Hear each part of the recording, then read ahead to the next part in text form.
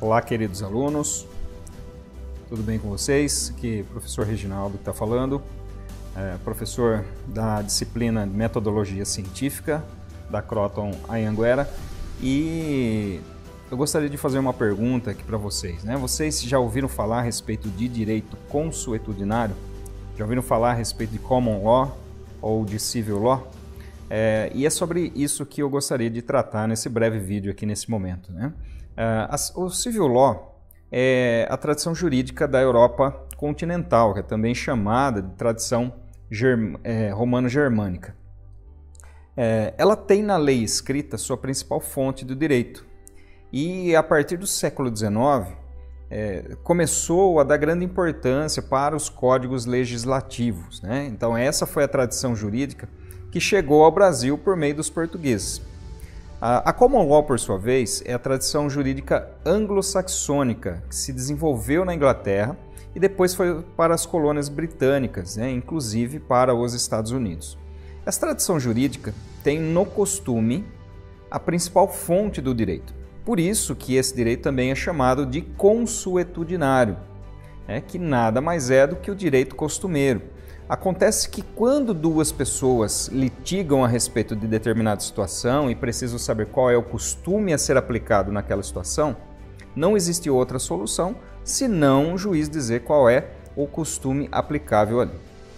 Por isso, também se diz que o precedente, as decisões judiciais, elas são fonte do direito da tradição da Common Law.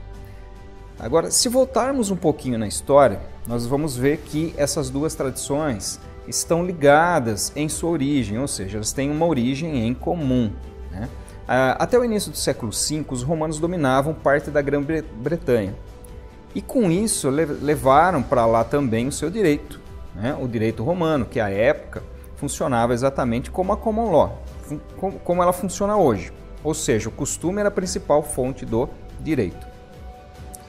Após a conquista do território romano pelos bárbaros, eles acabaram por assumir, né, esses bárbaros, não só a religião romana, mas também o direito romano, né? Isso não foi diferente também na Grã-Bretanha.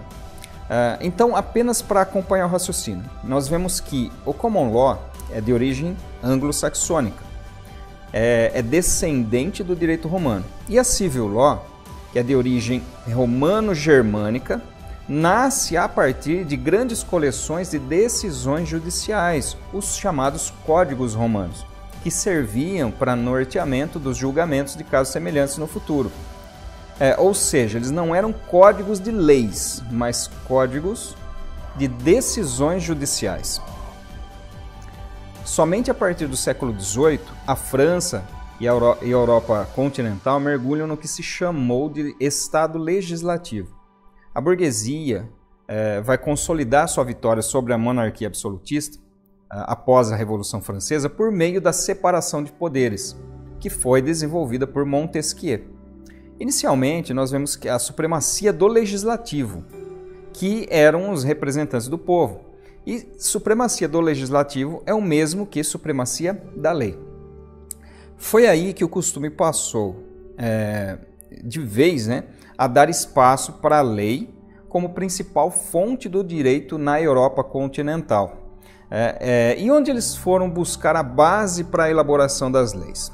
Exatamente, né? Se você pensou na coleção de decisões judiciais do direito romano, você está absolutamente correto.